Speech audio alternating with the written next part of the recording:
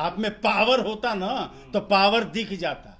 आपका पैंट से पतला निकल जाएगा। आप बिल्कुल जाहिल हैं, गंवार हैं, जो नहीं जानता।